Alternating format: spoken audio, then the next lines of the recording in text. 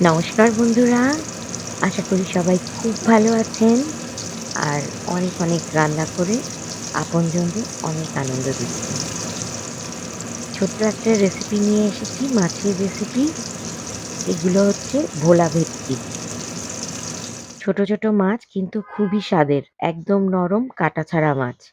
এই মাছের চপও খুব ভালো হয়। যাই হোক, মাছে নুন হলুদ মাখিয়ে ভেজে নিয়েছি আর ওই মাছ ভাজা তেলেই রান্নাটা করে নিচ্ছি।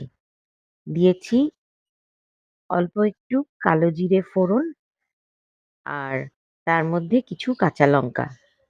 যে যেমন ঝাল খেতে ভালোবাসেন সেইভাবে কাঁচা লঙ্কা দেবেন। আর এদিকে একটা মশলা করে নিয়েছি, খুব সামান্য হাফ চামচের ও কম আমি সাদা সর্ষে আর হাফ চামচেরও কম কালো সর্ষে নিয়ে আরো দুটো কাঁচা লঙ্কা দিয়ে বেটে নিয়েছি, একদম পাতলা ঘোলের মতন। সেটাই দিয়ে দিলাম কড়াইতে, তার মধ্যে দিয়ে দিলাম সামান্য একটু হলুদ। এবার এটা ভালো করে একটু ফুটিয়ে নিয়ে তার মধ্যে দিয়ে দেব ভেজে রাখা মাছগুলো। খুব চটপট জলদি একটু সর্ষে বাটার ঝোলের মাছ দিয়ে দিলাম, স্বাদ অনুযায়ী সামান্য চিনি। আর এবার একটু নাড়িয়ে চাড়িয়ে নিয়ে একটু ভালো করে ফুটে উঠলেই দিয়ে দেব মাছগুলো। পারলে সর্ষেটা একটু ছেঁকে নেবেন, কালো সর্ষে একটু ছেঁকে নিলেই ভালো। আর সাদা সর্ষের তো সমস্যা নেই। আমি যদিও দুটোই একসাথেই বেটে নিয়েছি আর এত পাতলা করে বেটেছি যে ছাকার প্রয়োজন নেই। এটার এই রান্নার কারণটাই হচ্ছে যে পাতলা ট্যালট্যালে সর্ষে দিয়ে ঝোল হবে। এখানে সর্ষে বাটার খুব সামান্য প্রয়োগ, তাতেই ঝোল হয়ে উঠবে একদম সুস্বাদু। ঝোলের জল গরম হয়ে উঠলে তার মধ্যে দিয়ে দিলাম মাছগুলো, ভেজে রাখা মাছগুলো।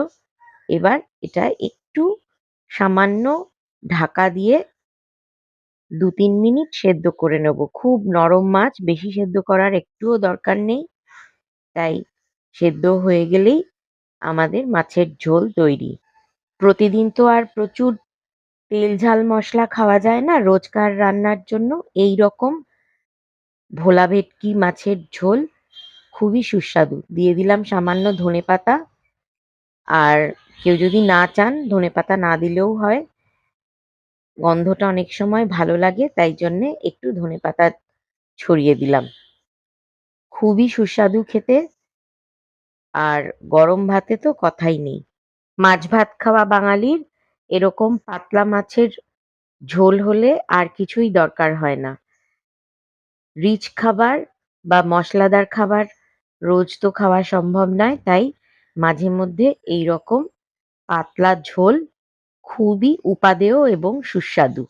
রেসিপি পছন্দ হলে লাইক, শেয়ার করে কমেন্ট করতে কিন্তু ভুলবেন না। আপনাদের অনেক ধন্যবাদ।